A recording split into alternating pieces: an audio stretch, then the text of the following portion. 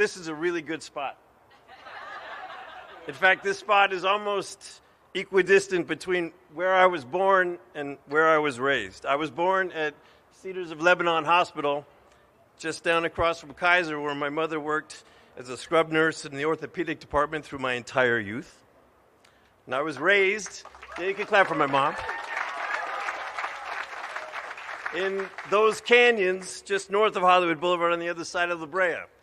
Laurel Canyon, Nichols Canyon, Curson Canyon, Runyon Canyon, those were our playgrounds as children, although we were not allowed to go up into Runyon Canyon. That's where the bikers and the junkies were running amok. I'm told it's very nice now, though. I went to preschool on Hollywood Boulevard at St. Thomas Episcopal Church. I went to summer camp at Temple Israel across the street. I went to elementary school just south of Hollywood Boulevard on Gardner, and I played youth basketball at the Hollywood YMCA on Schrader.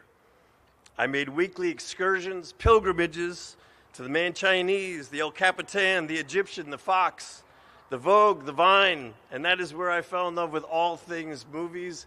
And it was at the Pantages Theater where I fell in love with theater, watching Mandy Patinkin and Evita, Dick Van Dyke as the Music Man, Sandy Duncan as Peter Pan.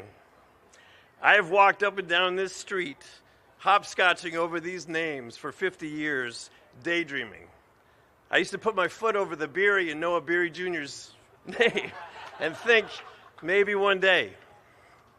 When I was 16, I got my first paid work as an actor. I got $100 for redubbing a romantic lead's voice in a Dennis Dugan comedy called Lame Ducks. And the recording studio was just next to the Hollywood Roosevelt Hotel. When I was 18, I got my first apartment, 7235 Hollywood Boulevard, the St. James Terrace, with my dear friend Zach Luna, who is here today.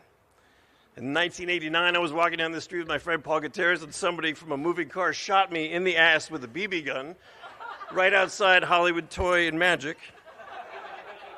My father once owned a business on Hollywood Boulevard. He ran the Laserium show at the Vine Street Theater for a while. I met my wife Sarah at the Stella Adler Theater, 7673 Hollywood Boulevard. I have history up and down this street like nowhere else on earth. And today, becoming part of that history is a true childhood dream come true.